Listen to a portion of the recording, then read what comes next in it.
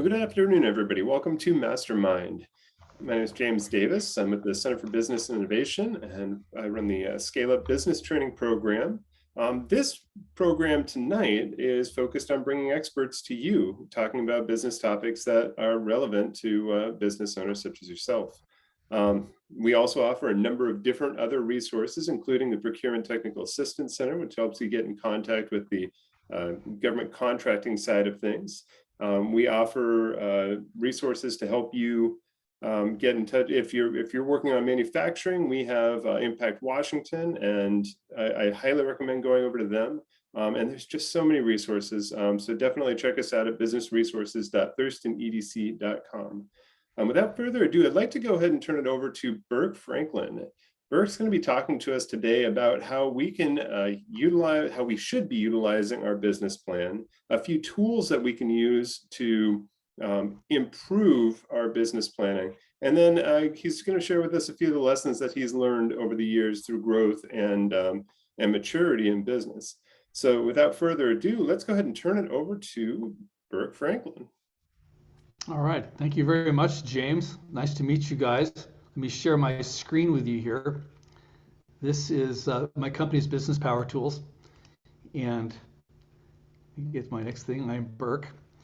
And so what's all I started, many years ago, but I'll get into this whole thing. And what I like to start with, we talk about entrepreneurship and all this other kind of stuff and what we're doing today. But I look back, I think let's go back 500 years to start with. And this is a boat that I think it looks a lot like whatever Christopher Columbus used. And you can imagine this guy's opportunity or problem, if you will. So here he is, it's 1492, and he's got this idea that there's a trade route. They're looking for a trade route to the Orient or India from England or somewhere in Europe. And you can imagine, like we all have some kind of problem that we're trying to solve a problem, and there's certain beliefs we've got to get past of our investors, our constituents, our employees, our friends and family, investors. And you can imagine Columbus's problem is that everybody in the world is convinced that the earth is flat.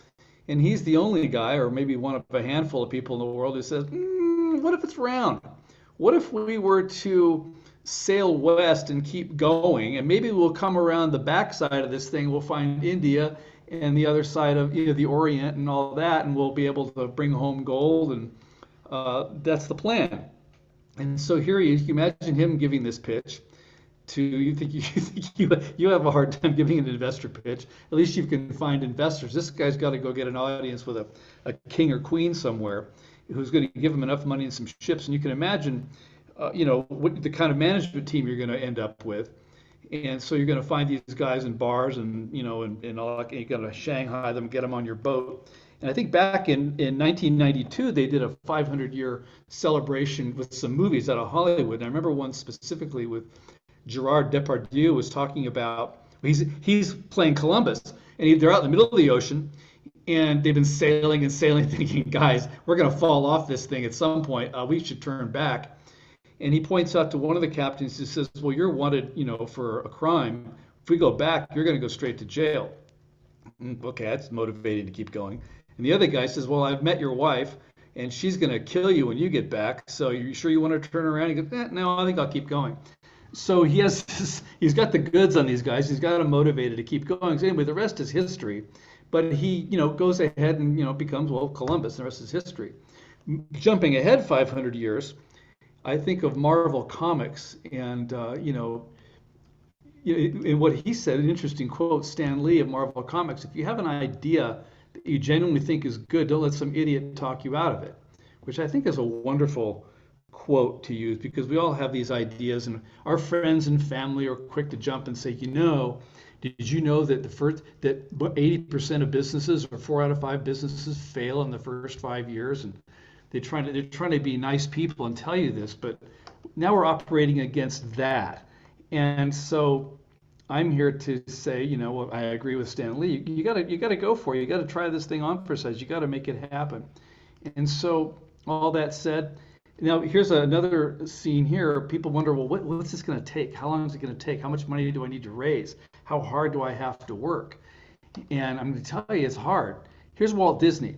Imagine Walt Disney pitching Disneyland. Here's his drawing of Disneyland. It doesn't quite look that way when it got done, but nevertheless, here he is pitching Disneyland. And so, he pitched Disneyland some 600 times. Think about that. Colonel Sanders, who started looking for money to build Kentucky Fried Chicken, or KFC as it's known today, pitched that 1,117 times. And this is a 65-year-old guy starting out on the road with his Social Security check to make that happen. And you've all heard of Chicken Soup for the Soul. Well, Jack Canfield and Mark Victor Hansen pitched that 153 times and to publishers. One thing I want to point out, what brought some of this stuff up, is I was reading a blog post one day. This woman had written, I've pitched my business a dozen times to invest to venture capitalists, and venture capitalists apparently just don't like women entrepreneurs. I thought, okay, we can't let that stand. Now, she may be completely right. These particular dozen VCs don't like women entrepreneurs. That's a possibility. Whatever. What I would say is that, you can't, it's very dangerous to make some kind of assumption like that, because you don't really know. And what would Walt Disney learn after 600 times? Well, he's got to get in front of people who like him, because he probably got in front of people who didn't like him either. And sometimes people just don't like your pitch. Your pitch doesn't make any sense. We watch the Shark Tank, you'll see that. And at the same time, sometimes, your pitch just isn't refined as it could be. The deal isn't right. Or the investors are thinking, we've already invested in 5 electric car companies. We just can't do a 6th. We need to invest in something else. They're what they call over-indexed in a certain industry or something like that. And so there are a number of reasons why they won't invest. So to jump to a conclusion that they just don't like you, or like your gender, or whatever you look like, or where you're from, or anything like that, is, it's I would say it's dangerous for yourself. I don't mean dangerous in a danger way, but I'm just thinking like it's working against you. You've got to go out there and keep going. You've got to persist. The books I've read, if you read anything about real estate, we all know about real estate. What are the 3 things? Location, location, location. When you read management books and what investors are looking for, it's management, management, management. I'll say this later in the slide.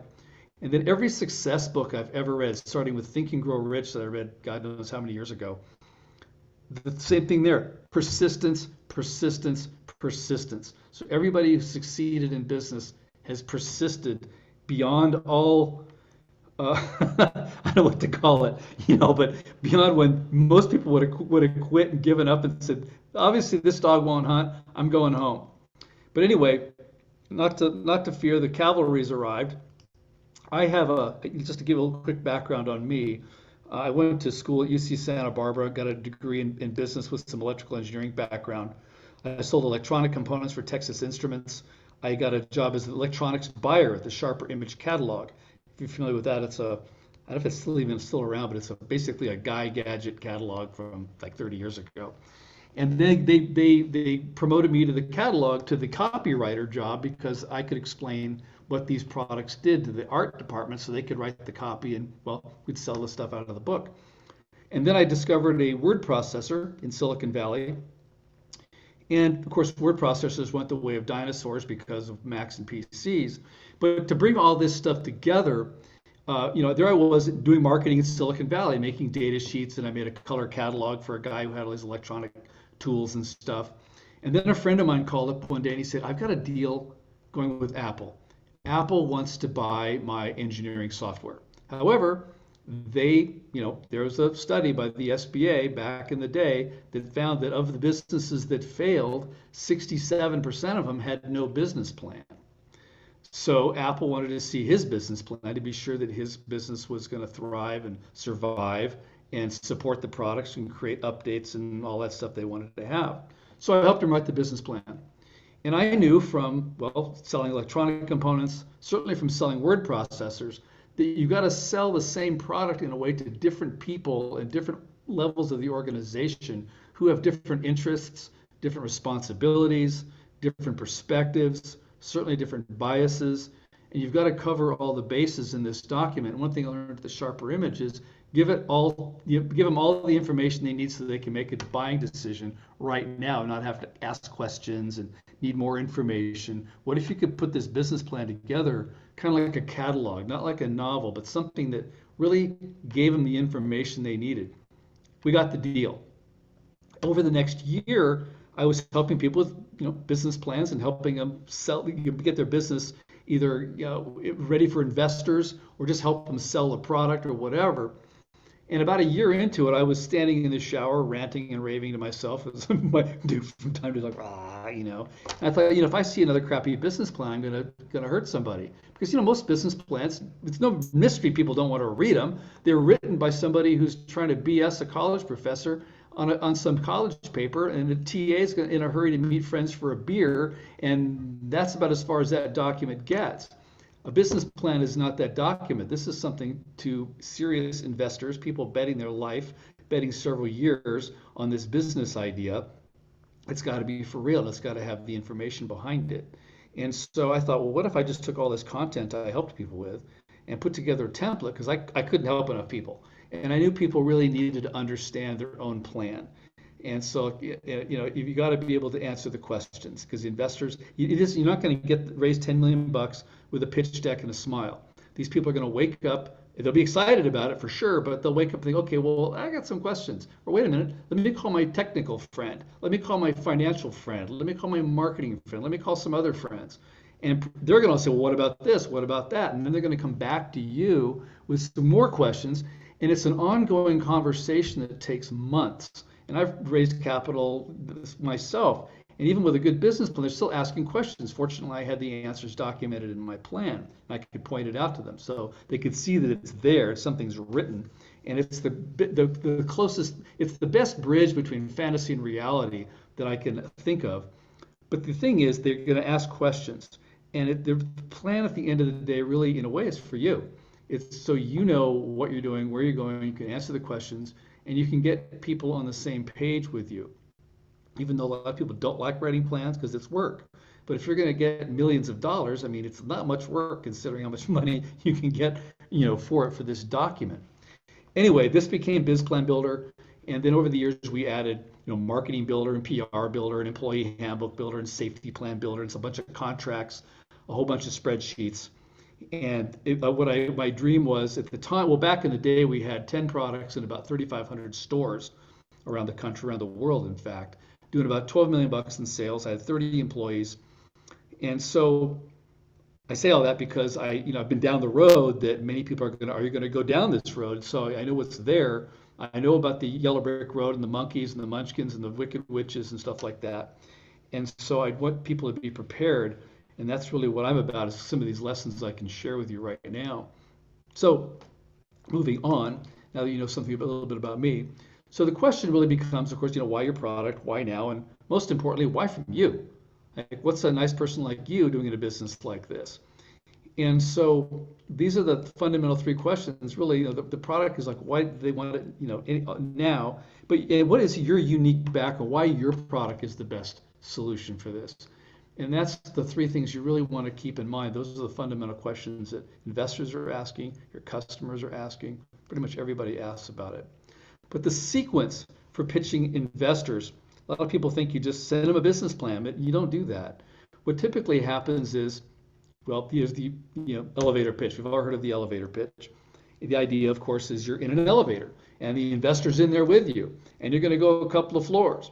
And I was at a conference one time, and a person was talking about this, making this comment, saying, well, you're going to go 26 floors. I'm thinking, not in this town, you're not. 26 floors, I don't think so. You're going to go maybe 2 or 3. You better have this pitch tight and down to 30 seconds. I think where the elevator pitch really applies these days, I would say it's really, you're at a business conference. And the business conference, you're probably going to be in the buffet line. And there's going to be an investor perhaps in front of you or behind you or across the way, and it's going to be your buffet line pitch, but it's still the concept of the 30-second tight pitch. They're going to ask you, well, that sounds interesting, if they think it is, and they're going to say, can you send me, you got a 2-page summary, business executive summary you can send me. Now, executive summary, of course, is a whole business plan boiled down to 2 pages. I would recommend that you print it out, get it to no more than 2 pages, and then print it on 2 sides of 1 sheet of paper. So when you hand it to them, they perceive it as just, well, it's super short and sweet, and they can read it, and they'll read that. And then they're going to say, well, okay, can you come in and give me a 20-minute pitch? When you've heard of these too, you've seen these pitch decks, and we include one too, but you can get pitch decks for Airbnb and for Uber and all these other places. They're not going to tell you what the logic is in it. And I've read some different things where they talk about some of these pitches, and I'm just aghast at some of the advice I've heard on elevator pitches, but we've incorporated the good stuff and really improved it and evolved our elevator pitch, our investor pitch deck that's included with our software. But just saying, so you get to this part here, and now they're going to say, okay, now they might be ready to read your comprehensive business plan, which would include a strategy in there and everything you need, your go-to-market strategy in there, and how are you going to pull this thing off? And so, because before they're going to wire you $50,000, $100,000, $1 million, $5 million, $50 million, I think they're going to read 30 to 50 pages. In fact, every investor I've talked to says they'll read it, but that's when they'll do it. They're not going to read it up front. They're going to want the summary and then the pitch deck. They want to get a sense of you and who you are. That's the kind of the why from you part, because you can imagine, there's been WeWork. There's been Theranos, the lady's I don't know if she's in jail or she's certainly in court. I forget how that's playing out, but the lady with the one drop of blood is going to give you all of the analysis that you need to determine all your diseases, which is really kind of preposterous. And anyway, she got outed for that. And then there's Fire Island. Netflix even did a show on Fire Island. What a catastrophe that was. And that entrepreneur's in jail. So all that said and all that done, investors are kind of wary. They want to be sure. They want to know who you are. They want to get a feel for you and your team. And they bet on the jockey more than the horse. And they want to know all about you. So the way to get there from here is you do this all in reverse order, of course. You write the comprehensive strategic plans. You want to think through all the stuff. I remember a telecom company in Silicon Valley many years ago had everything together except it got down to that last 100 feet to connect to the house. How they could have missed that, I have no idea, but apparently that was the catastrophic problem. They couldn't get the licensing or something. There was some disconnect in the whole get along where they couldn't connect the thing up. And as you may have heard before, a chain is as strong as its weakest link. So if you've got one broken link, the rest of the chain is useless. So you really want to be sure that you've sorted this out and you have your things together. And of course, you boil it down to a 2-3 page summary, make that into a 20-minute investor pitch, and you boil it down into a proper 30 seconds that you could give to somebody in a buffet line. Okay, so your plan, and these guys, you got to get these investors, whether they're angels and VCs, they see these, a pile of these, and they might invest in a half a dozen of them a year. Yet they'll sit through 4 or 5 investor pitches practically a day. And so you've got to get down to, I call it 20 questions. I only have 18 here, but a couple of them are kind of double. But it's a logical presentation, really. You think about, who are you? Why are you in this business? How big is this market? What is the deal here? Who's got the problem? How many of them are there? Because you want to get a sense of, is this going to be an eBay, which is like a garage sale the whole world can use? Or is this going to be something for preventing children from drowning in swimming pools, which is a much smaller market? I want to get a sense of, and I saw that pitch too. So, and how are you going to sell it? How is your business structure? What's your business model? Who else is doing this? Some of this stuff I'm sure you've already heard, but people talk about, well, I don't have any competitors. Yeah, you do. Even a swimming pool contractor, for example, may have competitors to other swimming pool contractors, but they also have indirect competitors. So, for example, you could be thinking, if you have a house, you're thinking, well, I could put a swimming pool in, I could put a new roof on here, I could buy a new car, or I could put my kid through college, but I can't do all 4 of those. How can the swimming pool contractor make that swimming pool be an urgent thing that you do now versus the other 3 things? So that's kind of the indirect competition you want to consider. Who are the customers? Why are they going to pay more for your product, or why are they going to be wanting to drop everything? And they're going to think, I need this thing now, and I need it from you.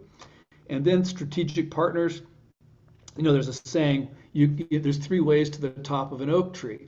You can sit on an acorn, you can get out a ladder and start climbing, or you can make friends with a big bird. So these strategic partners are your big bird friends. And so then who's running this business? Because investors don't write checks to companies, they write checks to people. They want to know, are you going to make the right decisions? Are you going to get distracted by bright, shiny objects down the road? Do you know how to handle issues that come up, that will inevitably come up? Do you have the emotional intelligence to do all of this? What have you done so far? Who are the people you can call in an emergency, like your advisors? And you don't need to have advisors that you're paying per se. You can give them stock in the business, but for that occasional call, you call, help, what do I do? And they can help you with that. We have an advisor as a former CFO to Levi Strauss, and that was interesting. Because this guy's just been around. He could pick a number out of a sea of numbers on a spreadsheet and say, tell me why is that number not right? You think, oh my God, how can this guy see that? But this guy just knows deals, knows finance beyond anybody I've ever seen. Anyway, there's that. So, what have you done so far with the money you have? And this is one of the things I talk about, where you want to bootstrap your business as much as possible. I used to lead a business plan class at this conference. And one of the things we always ask people is, hey, what do you need next?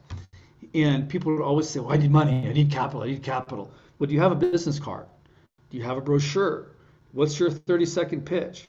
Do you have a business plan? Do you have a prototype? What have you done? What have you got? And more often than not, they had nothing. They just needed money. And so, that's really kind of lazy. What investors want to see is, what have you accomplished so far? And I'll show you a couple of examples as we get down here, but an amazing thing that a couple of people did. Anyway, to show what can you do, because the more you can do without money, how shrewd things you can do, that's impressive to investors, because now they think, okay, well, if I put money in this thing could really take off. And that's what they're looking for, really.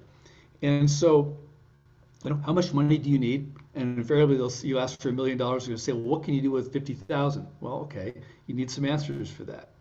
And of course, how will investors make their money back? So you can imagine, these are all reasonable questions that anybody's going to ask and want to know. I would say, if you really want to feel this yourself, a friend may be raising capital for their business, go invest $500 in their company, and you find out, okay, what do I need to know about this guy? Well, think of it yourself. So be yourself in the investor's place. You've all seen these guys. I can't really watch this show anymore. It's just too painful to me. But there's always our hero on the stage, the founder, floundering when they ask him what I would call a predictable question, and they can't answer it. And so, do you have they say, do you have a business plan? Well, the guy, it wasn't the one who wrote the business plan. He's not going to have the answer.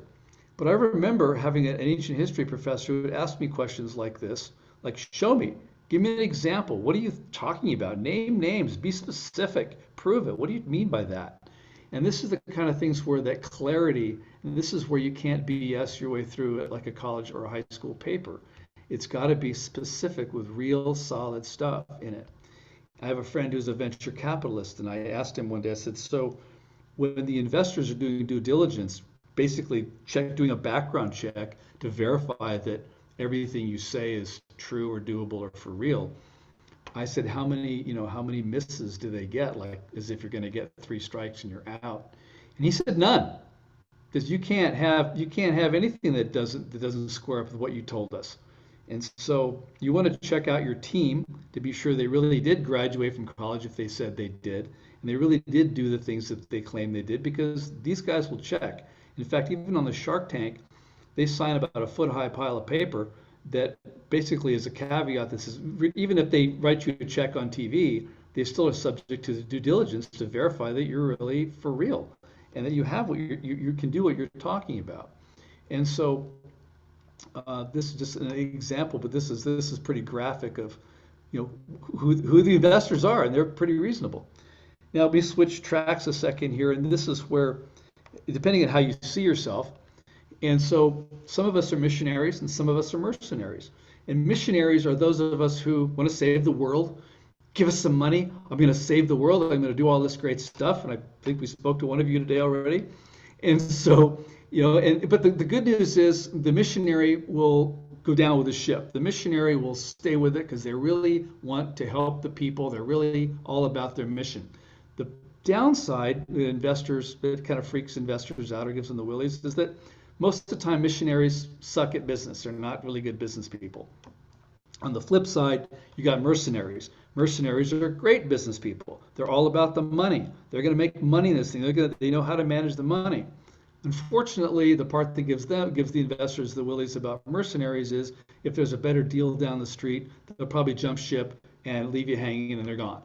So the solution really is how can you be the best of the missionary and the best of the mercenary? Because investors invariably are going to ask, well, what's a nice person like you doing in a business like this? So if you've got a personal reason, like I know this doctor became a doctor because his mom died of cancer, that's a pretty personal reason for doing what you do.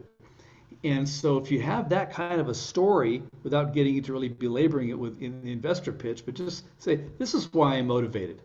And it's an extra motivation beyond the money, that you're motivated to stay in this thing. At the same time, you're going to be demonstrating that you're very careful and mindful of the money. Investors are putting money in this thing. They expect a return. They want to get rich, all that. And you need to respect that that's why they're here and that's how they're going to help you. But they're helping themselves and they're in business to make money with the investment. So that's just something to be aware of. They're not bad people because they want money. That's how they make a living. So looking at Dorothy here and the Scarecrow and the Tin Man, this Tin Man needs a heart, the Scarecrow needs a brain, and while we're at it, the Lion needs some cojones. He's not showing up in here, but I would say that would be the trifecta combination of ingredients you need to really be successful in your business. That and the persistence I mentioned before. So I didn't see all these. So there's that. So you need all of that. The next thing, which has to do with persistence, of course, is I've studied martial arts for quite some time, and you don't get to be a black belt without getting knocked down a few dozen times. But when you got knocked down 7 times, you got to get up 8. You just got to keep going. The only time you really fail is when you stop and you quit. And so unless you really got a better offer or something else to do or something like that, but I'm just saying you got to persist with what you're doing, and that's really a key ingredient I would come back to over and over and over and over and over again, because it's just the stories, the 600 times pitching Disneyland, he was not going to give up. Colonel Sanders was going to open a chicken restaurant if it killed him. And of course, Chicken Soup for the Soul guys were convinced that people needed to read these books. Anyway, another idea here that I run into a lot is because we get into our product, we love our product, we want to sell our product, we're all about selling our product, we know who to sell it to, we know how to sell it, we know why people buy it, all that stuff. But investors don't want to buy your product. They want to invest in your business. And so I show the analogy of a Coke and a Coke machine. They want to invest in the Coke machine. Sure, give them a Coke, they'll have a smile, that's great, and they'll believe the customers will buy your product. But I remember it was one pitch, a 20-minute pitch, and the guy went 15 minutes selling the product, and he really ran out of time selling us what's the business opportunity here? How big can it get? How could the 20 questions I showed you earlier? He didn't have answers to those. He kind of left it with like, I don't know. This isn't really that interesting. This guy really doesn't get it. And so everybody put their checkbooks back in their pocket and moved on. So you want to keep this in mind. So what's different about a business plan and pitching investors is the fact that they're buying a piece of your business, really is what they're doing. And so you're going to share a piece of that success with them, and you're going to get them out of it eventually, and they're going to make money, and you're going to keep going. So this is an important, crucial point to keep in mind. So let's talk about investors, because these people really, they pray to their God every day, please, somebody come in my door with something I can invest in that's worth doing, that could make us some money, that I'll be proud to invest in. And of course, they'll take credit for saving the world after you do, but first you've got to show them that it's a good business deal. So let's say just for example, you've got a business, and this is the thing called pre-money valuation. And the pre-money means, of course, the value of your business before an investor adds any capital of their own to it. So let's say you can convince an investor that your business is worth, say, $9 million or $900,000, or whatever the number is. But whatever it is, $9 million in this case. An investor adds $1 million. That means they get 10% of your business. Now let's say, well, of course, then it has all kinds of fine print in those contracts. If you read some of those investor contracts, you'd be shocked and amazed at what all some of those deals include. That can be things you need to think about. I call them bells and whistles, but there's ratchets and levers and triggering events and clawbacks and all that stuff that's in these agreements. I'm not talking about that right now. So you got a deal, you think it's worth, you convince them it's worth 9 million, they throw in $1 million, they get 10% of your company. Now, what if you could convince them that it's worth $19 million or $1.9 million, whatever, and they put in their $1 million, they only get 5%. Now, in this case, not only is your business worth $10 million more at the outset, they only get 5% of the company. So this is the part I think really is the key. The business plan, the pitch, the persistence, the building the business, the finding the investors and hanging in there with them and all that, all boils down to one question. And the question is, what's your business worth today? And that's is it 9 million or is it 19 million? Is it 900,000 or 1 million, whatever it is. I'm just saying it's worth putting together a better pitch, the best pitch you possibly can, with as much information as possible to make this thing convincing, to show them that your businesses could be worth $1 million more than what it otherwise might be, or could be worth $10 million more than what it otherwise could be. Because this is what it all boils down to, is what's the valuation today prior to me adding money, adding the capital that you need to build your business. And that's where that's that fine little laser funnel point gets down to, is that question you need an answer for. And so this is the part where I think just to, some people have issues with money. It's hard to believe that somebody might be afraid of being rich or making a profit. God forbid you make a profit. I've heard people say, oh, profit's evil, I'm stealing from somebody. I'm thinking, no, profit really is what, the added value that you bring to the party. It's because of you. I mean, we pay more for FedEx because FedEx is going to get that package there delivered the next day. Otherwise, you have to wait God knows how long for it to show up. But that's the added value they bring to the party. And so this is the part where you're showing the value you're bringing, you're adding to this. What value are you bringing? It could be, of course, an economy of scale. It can be, all kinds of things. I mean, look at Tesla cars. There's a whole thing in there about, look at how much gas you don't have to use. The gas stations are going to pass up the price of gasoline. That's a fairly obvious pitch, but that's the kind of thing that you've got to be able to make, is what is your added value, and feel and know that the value you're adding. I remember when I first built BizPlan Builder, I thought, heck, the typing alone is worth more than $1,000, and I'm selling this thing for $100. And so, let alone the typing, that you don't have to do, all the other expertise and other ideas that are baked into it make it worth the money. But still, it's only like $100. So lots of value there. They just need to sell a lot of them. So the next thing up, I talked about the management team before, and where they bet on the jockey. And this is the part where you add your missionary bit in here. There's a book by Howard Schultz, who founded Starbucks. In the middle of his book, he said, a Starbucks employee, board member, investor, everybody involved with Starbucks must have a passion for coffee and the coffee experience. And I thought, okay, that's what a great thing to tell people here. You've got to have a passion for, in my case, a passion for entrepreneurs or the business ideas and the entrepreneurial experience. So how can I help people turn? I hear people talk all the time about something like, oh, you can make a business out of that. Do that. Here's all you got to do. And I'm off to the races talking about that. But that's really, the thing. You want to find people who you're working with who really have a passion for what you're about, and for the people who are buying what you're about. And I had an attorney in Silicon Valley many years ago. You want to design your company structure, not the corporate bit, but I mean just the idea of you bring the people in where everybody gets rich the same way.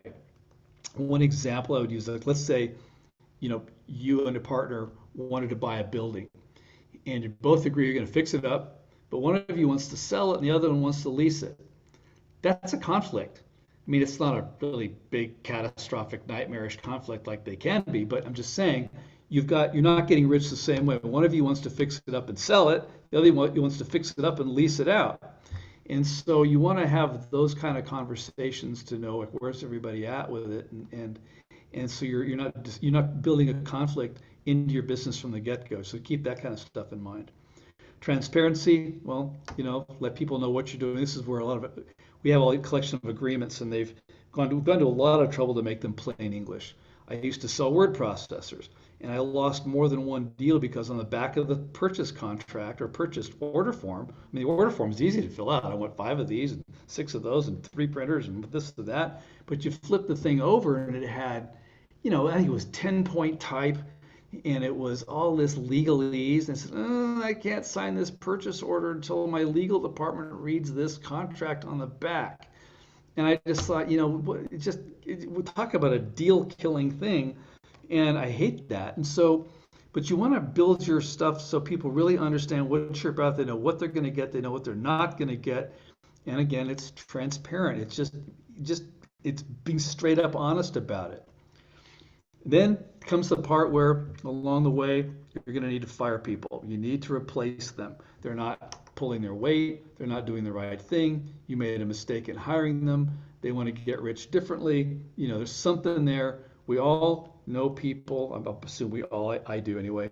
I'm sure some of you do know people that, I've got to fire this person. How do I get rid of them? What am I going to do? Well, what I say here is do it with dignity. You've got to do it. They've got to save face. If you want to catch an employee lawsuit, most employee lawsuits come from somebody who's disgruntled. They were let go, and they were let go badly. They got screamed at, embarrassed, shamed, whatever it is, and they left, and now they're fuming, and they're going to get even with you. You really want to be careful how you let people go.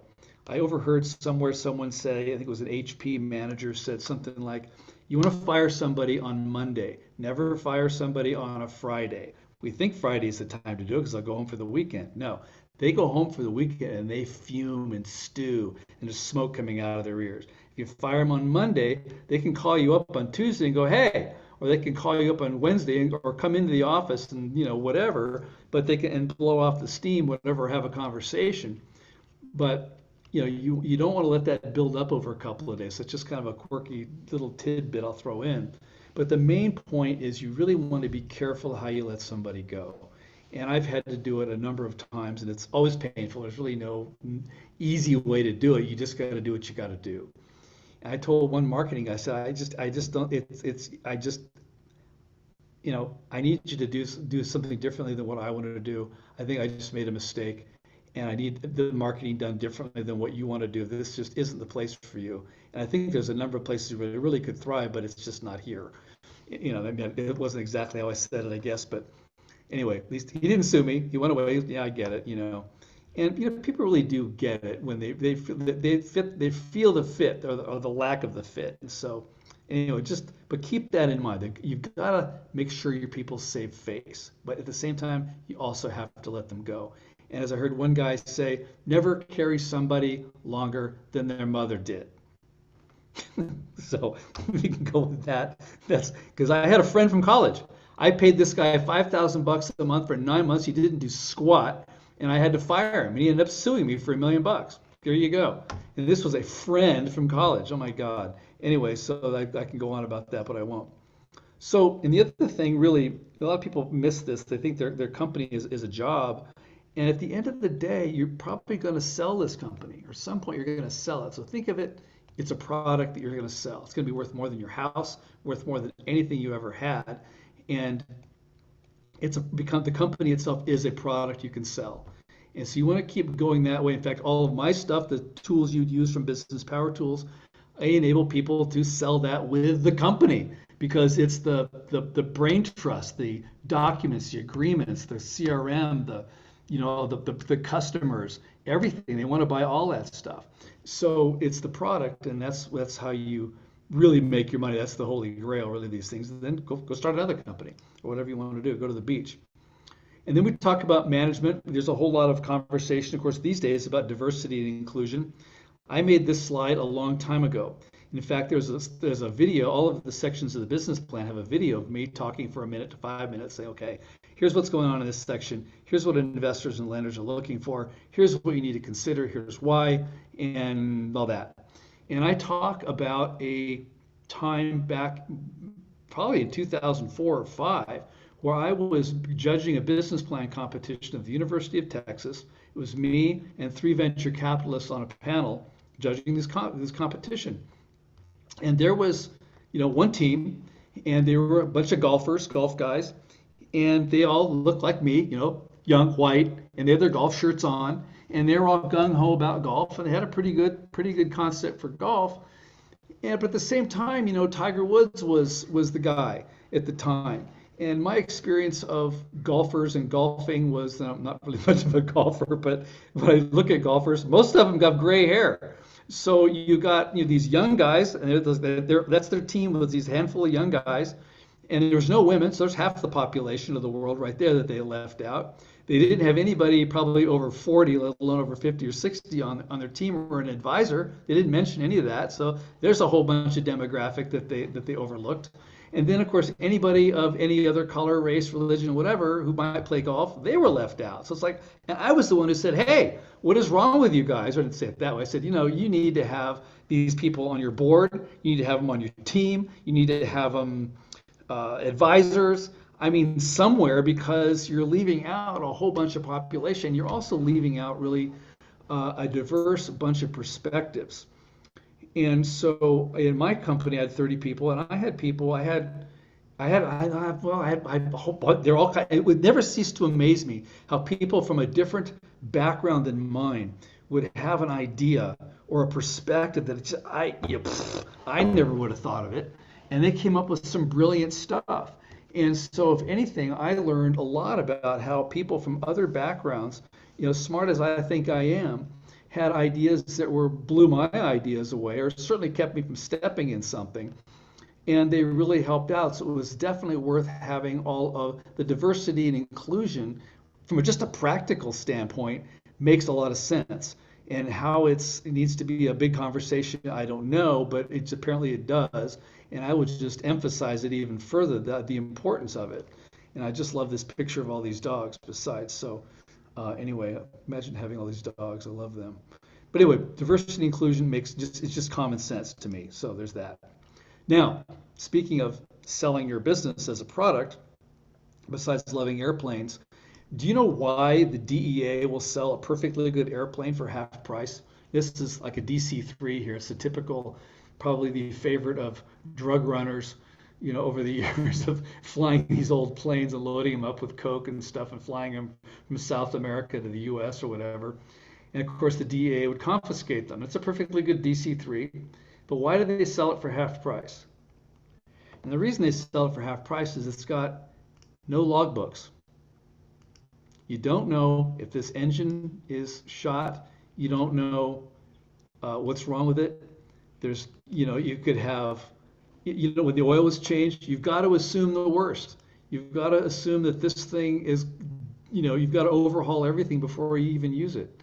And so that you want to have the documentation. If you had the logbooks, you'd know when the oil was changed. You know when that engine was rebuilt. You know if the thing had ever been crash landed with the wheels up. All that kind of stuff you want to know. And so this documentation, like if you're going to sell your business, the business plan is the brochure that's going to show the buyer that, hey, this thing's got a lot of room to grow. There's a lot of customers we can go after. There's a lot of places we can go with you buying or adding it or acquiring it for your company. Look at all the stuff you can do with my business. And this business plan and all our stuff becomes, the brochure to sell your business to somebody who will pay top dollar for it. And that's really the idea, is you want to have that documentation. And that's why the DEA doesn't get much money for these planes, because they don't know where the documentation is. So all that said, this is a quick look at what I've got. A collection of plain English business agreements, the business plan, the marketing plan, which picks up where the business plan leaves off, the publicity, which adds to the marketing plan a bunch of sample press releases, and a whole PR tutorial. The employee handbook has got 200 employee policies in it, all in plain English. People say to me, 200 policies, are you out of your mind? Well, no, but when you look at the list, you think, well, which policy are you going to leave out? You really want to cover all of them. And the same thing with the safety plan. When OSHA shows up on your doorstep for a courtesy visit, think of it like the highway patrolman pulling you over on the highway for a courtesy visit. They're not there for a courtesy visit. They're there to see if you've got any infractions and how much can they fine you for right now. And it can get seriously ugly. So this will help you understand. First, prove to them that you're interested in safety because you got a manual, a document to show it. And also, it helps you understand like this, some things you need to consider, and it helps you train your people to do things like, don't wear a necktie around a drill press because you're going to get hurt. In the employee handbook, the strategy or the theory I operate on is, most of these, like the guy who sued me, he had a lawyer, and the lawyer was doing it on contingency. So the lawyer's going to get a third of whatever he can sue me for. Even if I settle for $100,000, the lawyer's going to get $33,000. And the lawyer is he's got a bunch of clients who all have some kind of gripe or grievance, and they want to sue. And so the lawyer on a contingency basis is looking around who's the easiest one to work with, or I'm assured of collecting. And if you can show the labor board or the court or whoever, their lawyer, the employee handbook they have, the letters that you have to the employee telling them you violated the employee handbook, you did this and that, and you have a letter that the employee signed when they signed up with this, said, I, employee, agree to everything that's in this employee handbook and will abide by it, knowing that if I don't, I get fired, basically. And so you've got these three, I could maybe go as far as calling them a get out of jail free card, but you're building a business, you've got all this stuff to do, you've got enough to do, you're persisting, you've raised capital. The last thing you want is some bonehead to sue you for $1 million and have to waste your time and money dealing with that. And so, anyway, enough about that. So what I did, I took all these boxes and we turned everything into a dashboard that you can put your own name on, brand it the way you want. You can see the business plan lives on this page with all the different parts. The problem we had back with the software was that all these things were in menu trees, and people just didn't know that there were supporting documents here to have letters to advisors. They didn't know they were in there. They didn't know the pitch deck was there. They didn't know there was a whole handbook of business planning that explains some of the stuff I'm telling you here, but a lot more. They didn't have a thing to add some to-do list stuff they needed to do. They didn't have access to the Excel financial model, so they have all this stuff in it. But we built it into everything, all those boxes you saw on the previous page, they all work alike. They work together. They share data. Talk about thousands of dollars worth of typing. But I just wanted to make it simpler so you can do this stuff, you get the documentation you need, and you can show this to a client. If you're a consultant, you could show this to a client and say, look at all the stuff I can do for you. If you're an entrepreneur building a business and you show it to the investors, this becomes your secure data room where you can give the investor or your people, in fact, everybody can have access to this. And you can control whether it's read-only or they can edit it they want or they don't see it at all. And so I would give the investor complete access to the business plan page. Certainly, they can click on the financial model and go through it. They can click on your pitch deck, and they always see the latest version of what you have. So you're not sending them something in the middle. They just click on it, look at it, and you can keep updating it, adding to it, and you can collaborate with your team. So you're not doing it all by yourself. You're getting everybody's ideas and their buy-in, and when everybody contributes to bidding, they can see their ideas are in it, they're going to support it. That's just been my experience. If you do it all in a vacuum, other people might not want to play, but if everybody helps put something into it, they'll support it. So there's that. Now, I hate showing these guys. I love these guys, but you know what? This is right off a page where I got saying, okay, let me see other business plan templates. And they usually show you something that's blank and say, fill this in. And I don't know what to say right here. And I don't suppose you might not either. But here's what we do. And so this whole thing, this is like the green text is comments, us talking to you. You can see the template is basically built. The word industry will automatically fill in automatically. The word company will fill in with your company name. So at least those things customized right away. And you're going to do probably more deleting than you are typing. Investors want to see this stuff. Who are the people? What's their job? How old are they? How many shares do they have? How much skin do they have in the game?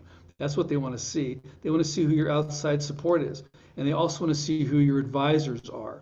And so we talk about the advisors here and about them and who the advisors are, what they're about.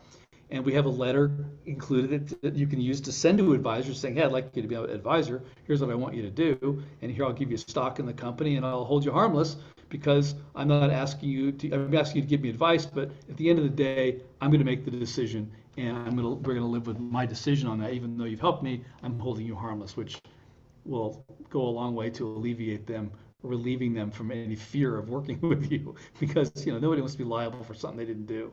Anyway, there's that.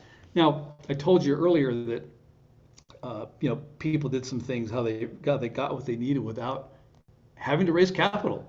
So we got this client. He at the time he was this young guy, like 25, and he had 3 or 4 buddies, and they're all these Learjet. They were pilots, and they wanted to raise capital to buy some Learjets to start a jet charter service. Well, this really isn't something a VC is going to invest in. It just isn't that kind of upside. It's very capital intensive. Obviously, these things are millions of dollars, and so long story short, I asked him, well, do you know a guy who maybe has a couple of jets? And so he did. And he took his business plan to the guy with the jets and said, here's what I'm thinking. I want to start a jet charter service. Here's my plan. And long story short, his plan, the guy says, I've got my jets with another charter service, but I'm going to give them to you. And so my guy got 2 Learjets basically for free.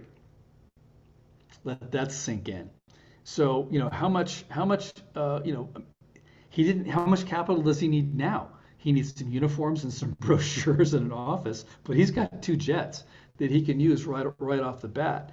And so you can imagine with equipment vendors these days, if you need to buy equipment, if you need to lease a warehouse or a retail spot, there's all kinds of property out there that's just begging for somebody to move into it. And I'm sure a landlord will take some kind of better deal than nothing because every day is costing them something because they're getting nothing for it. So this thing is a brochure to get what you need, and I think it's worth a couple weekends to write a plan to land a couple of jets. I'm just saying. So there's that. And then another idea altogether is rather than selling them a piece of your company where now you're kind of liable, via the Securities and Exchange Commission, because they've got stock in the company. There's all kinds of rules around SEC rules around shareholders and shareholder liabilities and all that kind of stuff. Revenue royalties, not so much. In fact, not at all. But the idea here is that, I did this with one investor, and I'm paying him 0.1% of my revenue in years 5 through 10. And you can make this be anything you want. You can say, I'll give me the money, and you're going to do it as a loan and paying back an interest rate on that till it's paid back. And then you can say, I'm going to give you, in his case, I borrowed the money, and I sweetened the deal by saying I'll give you a small percentage of the revenue for a certain period of time. And I can, I can get you there's a website where you can go and figure all this out, where you can put the loan in, you can put the equity in, you can put the revenue royalty in, and it will put the whole thing together and show you how this works. But you can see here 0.5 point on revenue between years 6 and 10. It drops down to 1/10 of a point of revenue for years 11 through 20, or X% of the investment until Y% is returned, and then Z% for X number of years. And so there's a lot of ways to play this, but it's a much you're not giving up a lot of your company. And I've read numerous articles that talk about, should I borrow money to start my business or should I sell equity in it? Well, it seems like borrowing money is expensive, but if you cough up 20 to 30% of your business and you end up, the business is worth hundreds of millions of dollars, you've given up a lot of money to get there from here. But sometimes you got to do what you got to do. But this is just one of those, just one other way of looking at how you can get the money you need to build your business. All that said, here's a booklet that kind of, talks about all these things you can do. It's on my website at businesspowertools.com, and I could put some links in here where you just go to businesspowertools.com and you can get it there. There's another thing, which this is one of those funny things I did on a Saturday morning. I was in my office reading about one more billionaire, and I thought, okay, well, what do I need to do to make $1 billion? I thought, well, wait a minute, do I need $1 billion? So I thought to myself, okay, this is kind of like an Elon Musk thing. Let's look at first principles. First principles are, what do I want? Before I say I need $1 billion, I thought, okay, I need a home in Santa Barbara. Homes are expensive here. Car, heck, I want a DB9, sure, maybe a DB10, whatever. But it doesn't matter what you want. just list it, and these are just some ideas I put on this thing just to give you some ideas, but you can see, you've got the cost of it, and then that's the total amount. It costs $7,895,000. The down payments, that means the cash required, the interest rate, the term, the monthly payment, annual maintenance. I mean, let's get real here, and you can figure, and then at the bottom you say, okay, if I have this money and I invested at 10%, but I pay a tax rate of 39%, that means I have to have $10 million. But if I have a business that I need to sell and pay a 15% capital gain on, that means I need to sell my business for $16,258,680 to arrive at the amount of money to pay the cash required and make all these payments at 10% after taxes. Does that make sense? I mean, this is kind of like how I think, but it's a kind of a realistic look at, okay, what's my number? And I was shocked. It was nowhere near $1 billion, was nowhere near 100 million. And to have these things and be able to make the monthly payments and pay the taxes until I die and whatever else, leave something left over, it's not a bad deal. So anyway, I invite you to go to my site and download this as well, and I can give you the links to that in the chat here too. And then the last thing, of course, is my book, Business Black Belt. I started taking martial arts when I started my business, and I discovered when I was in the ring that I was like, I think it's like punched or kicked, and fall down 7 times and get up 8, that maybe I'm behaving the same way in my business. And one thing you find out that the way you do one thing is really how you do everything. So the way I was in my karate class was what I needed to realize I needed to be like in my business. Not that I was going to punch or kick people, but just, you've got to be mindful, flexible, aware, and tough. You got to be mentally tough to do this thing, because if you're going to persist long enough to make it happen and succeed, you must be mentally tough. And so I learned a lot of stuff from martial arts and personal development workshops that I've done, and flying airplanes, and basically real world business success building companies. And there's a whole bunch of stories in here that talk about, like the guy that sued me, my friend from college who sued me for $1 million, and how I should never carry somebody longer than my mother did. Those kind of things are all in there. But it's a whole bunch of stories, and you can download the PDF and read that for free. And that really sums it up for me for now, but my company is businesspowertools.com. And if you want to call me directly, I'm happy to talk to you, and I appreciate you guys listening. Thank you very much. Awesome. Thank you, Burke. So I want to go ahead and open it up real quick to questions that anybody may have of Burke about some of his stories, his anecdotes, or his software. So I'll go ahead and open the floor up for questions.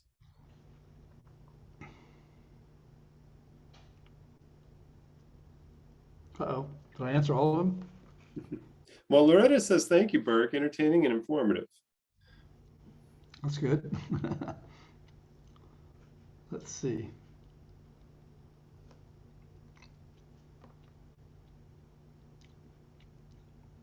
And thank you for your time.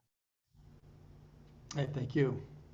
Did we have a certain time frame, James? Wasn't thinking about that. How long did this take? Hour? Yeah, we typically run it until about 5:30, Okay. and then we have our Q&A start around 5:15 or so. But yeah, I think we're okay.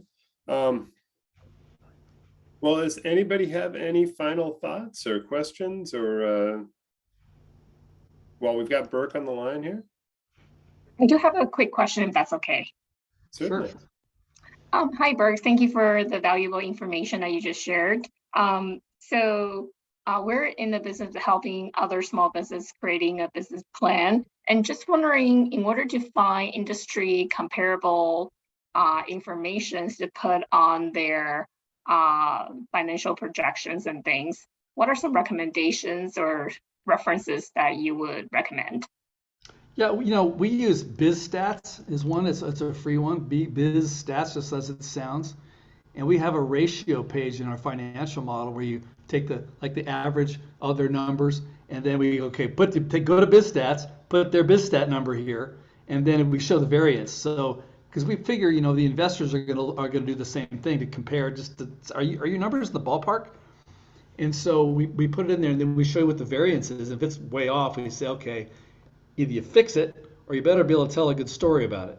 So but you want to know about that before the investors see it. You want to do that. But that's a great question because that's good stuff to have in there. Thank you. Thank you, Jessica. I put my information in the chat, so you've got the web address at the bottom. You see it I saw it on the Awesome. slide. Yeah, and for those that may be listening to this later on our YouTube channel, Burke's email is Burke, B-U-R-K-E, at businesspowertools.com. His website is businesspowertools.com, and he can be reached at 415-860-1070. Thank you so much, Burke, for joining us today. We're going to go ahead and wrap up this session of Mastermind, and we will see you all next month.